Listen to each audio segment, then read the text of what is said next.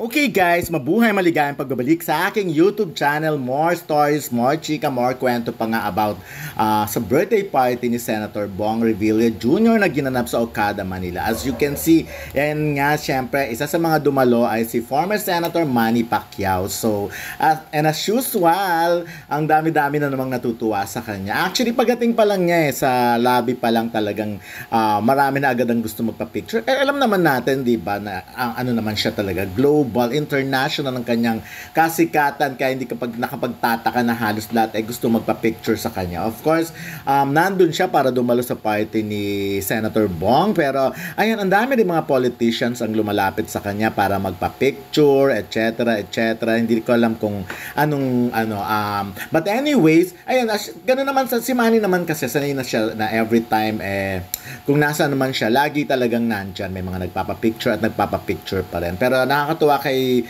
Manny pag may nakikita talaga siya, like yan si Joba Rameda, isang kaibigan na taga showbiz din, showbiz press, kasama ko sa Abante noon, at talagang na-miss nila ang isa't isa. Yan si Jerry Olea na nag-selfie, so ganun nga pero anyway, sanay naman siya. Of course, dumagsa ang napakaraming politician. Of course, yan si Senator Mark Villar, kasama niya kanyang very beautiful wife, talaga. Ayan si Senator JV Ejercito na magiliw din sa mga showbiz press kasi yung mga kachika niya yan, mga nakikita niya pagdating pa lang niya. So of course, para rin siyang si Senator Jingo Estrada. And of course, si Senator Amy Marcos, ayan, dumating sa party.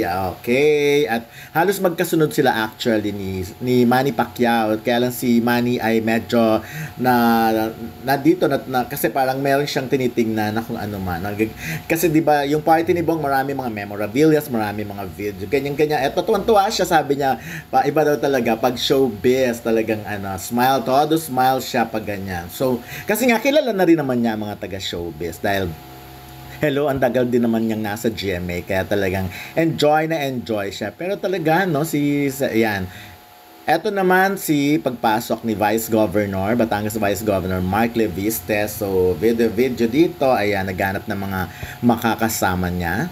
So, actually, star-studded and talagang dami-daming mga sikat. Talagang halos lahat puro sikat ang nandun, Yun talaga, magsasawa ka nga kung may dala kang camera or cellphone, talaga mauubos ang battery dahil sa dami ng kukunan mo. Of course, ayan si Brian Revilla, ang anak na panganay nila Senator Bong at ni Congresswoman Lani Mercado, na very nakita ko kung girlfriend niya talaga. Yan si Long Mejia lumapit, kung girlfriend niya yung kasama niya, ang ganda beauty queen din ang dating. So, of course, si House Speaker, dumating din syempre dahil House Speaker Martin Romualdez na very accommodating sa mga nakausap. Ito talaga si Joba Rameda ay sikat, kaya pag nakikita siya ng mga politician, ayan, kinukumusta talaga siya kasi nga close nga siya yan, di ba? Kita nyo naman, close nga siya sa mga Marcos, close siya kila Jinggoy, marami siyang mga politician na nakakachika talaga. And of course, ito ang walang humpay na picture taking pa rin, selfie,